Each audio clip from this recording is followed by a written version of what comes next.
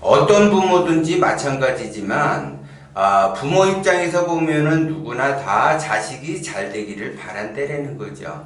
그러니까 잘 되기를 바란다라고 하는 거는 현실적으로는 잘 되지는 않지만 앞으로 이 아이가 성장을 하면서 자기가 원하는 것을 얻으면서 잘 되기를 바란다라는 거죠. 어느 부모나 마찬가지인데 그 자식이 부모의 그 덕을 봄으로써 예를 들어 성장을 한다. 그러면 그 부모의 덕에 의해서 얘가 성장이 되는 것이지 이 자식 스스로가 기운이 좋아서 성장이 되는 것이 아니에요. 그런데 대부분 그 부모들은 자기 자식은 말 그대로 자기의 그 능력을 발휘하면서 성장을 해서 앞으로 더 잘 될 것이다라는 그 기대, 희망을 버리지 않고서 계속 그 아이가 잘 되기를 바랐는데 현실적으로 보면은 그 아이가 그 부모의 덕으로서 성장이 됐는데 그 부모의 덕이 사라지게 되면 이 아이도 미래가 사라지고 꿈이 사라지고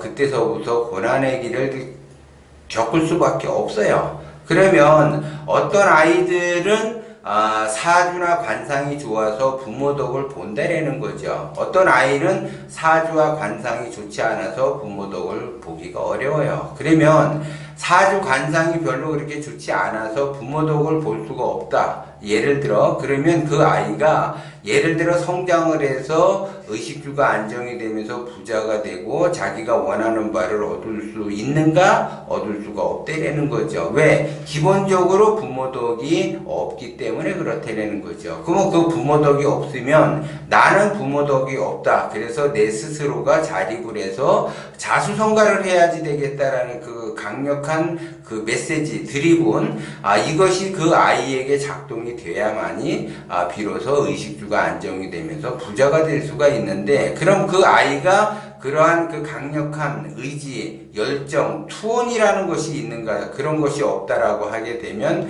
결과는 뻔해요. 고난의 길을 갈 수밖에 없다라는 거죠. 그러면 자식이 원하는 것을 얻기가 어렵다라고 하게 되면 부모 입장에서 보면 그 부모가 말년이 돼버리고 그 자식은 중년이 되는데 그러면 그 중년까지 그 자식이 제대로 뭔가를 이뤄놓지 않게 되면 나는 말년복이 더더욱 없게 되는 거고 그 말년복이 굉장히 안 좋다라는 거죠. 그래서 나 또한 고난의 길을 갈 수밖에 없다. 그러면 대부분 부모 입장에서 보면 자식이 잘 될 거라고 그 믿음에서 가지만 현실적으로 봐야지 되는데 단지 그 둥그름 잡듯이 우리 아이는 미래가 잘 펼쳐질 거다라고 생각을 한다라는 거죠. 그러면 그것 또한 둥그름 잡는 건데 또 내 자식이 미래가 없어. 그래서 내가 객관적으로 이렇게 판단을 해봤을 때 대부분 부모들은 내 자식은 잘 될 거라고 생각을 하지만 그래도 냉철하게 객관적으로 내 자식을 판단해보면 내 자식의 미래가 없어요. 그 미래가 없는 그 자식은 결국 시간이 흐를수록 고난의 길을 갈 수밖에 없고 나 또한 그거를 바라보면서 고난의 길을 갈 수밖에 없다라는 거죠. 그렇기 때문에 이거를 헤쳐나가기 위해서는 반드시 제가 원심으로 가야지 되고 욕심으로 가면 안 된다라고 이야기를 하는 거예요. 그것이 왜? 그 사람의 그 기운이 별로 그렇게 사주나 관상이 좋지 않고 닫혀있기 때문에 이 닫혀있는 그 운을 열기 위해서는 욕심에서는 절대 운이 열리지가 않기 때문에 그렇다는 거죠. 그렇기 때문에 자꾸 원심으로 가라고 이야기하는 거야. 원심으로 가야만이 그 운을 열 수가 있다는 거죠. 그리고 이제 그 부모 덕이 있어서 이 아이가 어느 정도 성장하는 데까지 대학을 졸업을 하고 직장 생활까지는 가지만 그 이후에 부모 덕이 사라졌을 때 이 아이도 고난의 길을 가요. 그래서 대부분 어떤 현상이 발생이 되냐면 부모 덕으로 인해서 초년, 중년까지는 잘 지내요. 근데 말년을 못 보내는 사람들이 허다해요. 굉장히 많다라는 거죠. 그거는 왜 그러냐면 예전에도 이제 그분이 이제 상담을 하러 왔는데 그 부모에게 이제 그 상당한 유산을 받았어요. 한 40억 정도 유산을 받았는데, 이 사람의 그 기운이, 그 40억을 사람은 누구나 다 꿈과 희망에 의해서 성장하는 쪽으로 가잖아요. 그러면 내가 1억이 있든 40억이 있든 그거를 더 확장을 시켜서 더 크게 불리려고 한다라는 거죠. 그런데 이 사람은 40억이라는 돈을 유산을 받아가지고 자기가 이 돈을 좀 더 불려보고자 계속 나름대로 경제적 활동을 하는데 시간이 흐를수록 이게 까먹게 되고 말로가 굉장히 안 좋은 현상으로 바뀌어요. 그래서 결국 이 사람도 부도가 나서 파산을 했는데 유산을 받았다라고 하게 되면 그 자식이 대부분 이거를 확장을 시키려고 하는데 자기 사주와 관상에 따라서 이거를 유지하는 쪽으로 선택을 해야지 이거를 뭔가 굴려서 확장을 해야지 되겠다라고 하게 되면 안 되는 거고, 예를 들어 내가 무슨 부모에게 5억이라는 그 유산 상속을 받았다라고 하게 되면 대부분 사람들은 이거를 꽁돈이라고 생각을 해요. 그래서 내가 한번 모험적으로 사업을 한번 해보겠다. 그래서 전부 다 잃게 돼요. 그래서 상담을 하러 오게 되면은 부모가 그 유산을 남겼는데 뭐 10억을 남겼다, 50억을 남겼다, 100억을 남겼다, 이런 사람들 보면 다 말로가 다 부도가 난다라는 거죠. 이것이 자기 돈인 줄 알고 착각을 해요.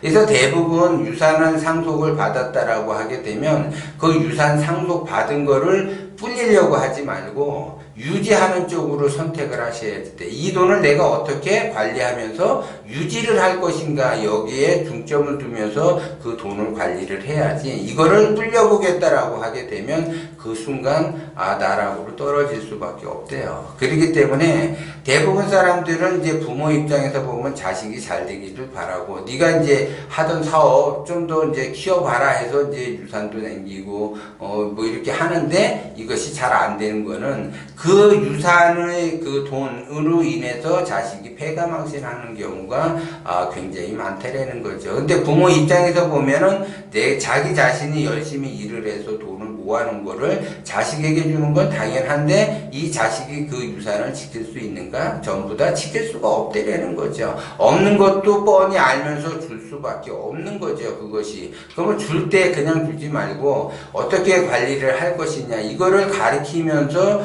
유산을 상속을 해야지 되는, 그냥 유산 상속을 함으로써 어려움을 겪게 되고, 그 다음에 이제 자식 입장에서 보면 그 유산을 받는 순간 부모가 이제 어떻게 하라고 얘기를 하면 간섭하지 말라는 식으로 얘기를 한다. 그러면 간섭하지 말라는 식으로 자식이 그 이야기를 한다라고 하게 되면 그 자식은 그 유산을 지킬 수가 없어요. 그걸 간섭이라고 생각을 하는 자식은 기운의 크기가 작기 때문에, 욕심만 많기 때문에 자기 뜻대로 하겠다라는 거고, 자기 뜻대로 해봐야 그 돈은 자기 돈이 안 되는 거예요. 그것도 몰라요. 그렇게 어리석은 짓을 한다라는 거죠.